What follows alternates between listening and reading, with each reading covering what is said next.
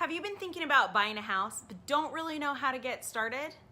I'm Jenny Rollins, and today we're going to be talking about the first steps in buying a home. First, check your credit score.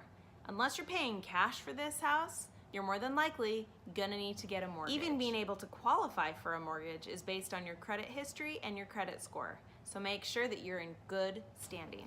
Next, you're going to want to figure out your budget. This includes both what the bank qualifies you for and what your own personal budget is. Just because the bank qualifies you for a $550,000 loan doesn't mean you have to use it all. What do you want to spend on this house? And this budget also includes moving into the new house. What are you going to spend on furniture? Have you just upgraded from an apartment to a 3,000 square foot home? You need to furnish it.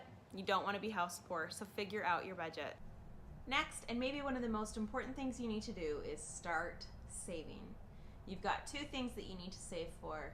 Number one is going to be your down payment on the house. With a conventional loan, most of the time this is about 20%. Of course, you can look into other loans. There's an FHA loan or a VA loan, lots of options, and there's pros and cons to all of these. Some of them require less of you to bring to the table, and some require more. So just look into it and see what works best for you. Of course, this is something that can't be determined by yourself. This is something that you have to talk to a lender and a loan officer about to figure out what kind of mortgage works for you. The second thing is going to be closing costs. This can cost anywhere between 2 to 5% of the value of the house. Sometimes you can get the seller to kick in a little bit of money to help, but you should probably plan to pay for most of this, if not all of it, depending on the market. Next is going to be your wish list. What do you want to have in your home? You might want to talk about must-haves, wants, and deal breakers. Maybe your must-haves are a really good school district. Maybe you have to have 4 bedrooms. What are your must-haves? Some of your wants might be hiking trails or a huge backyard. Then you've got your deal breakers. Maybe you have to have 3 bedrooms.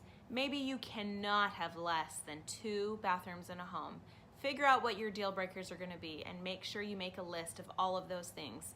Must-haves, wants, and deal breakers. So now at this point, you've been saving. You have your list of what you want. You know what budget you want to stick to.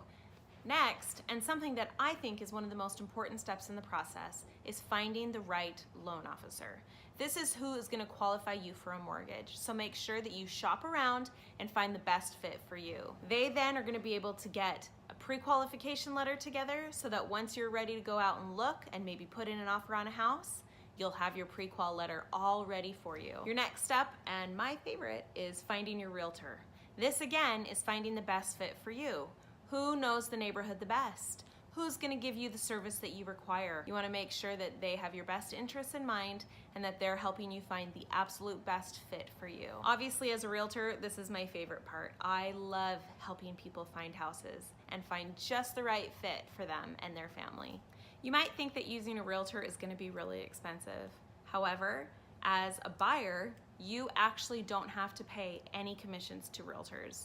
This is the seller's responsibility to pay both the buyer's agent and the seller's agent. So as the buyer, you don't have to worry about this at all. Thanks for listening. Hopefully I was able to help you in some of the steps of where to start buying your house.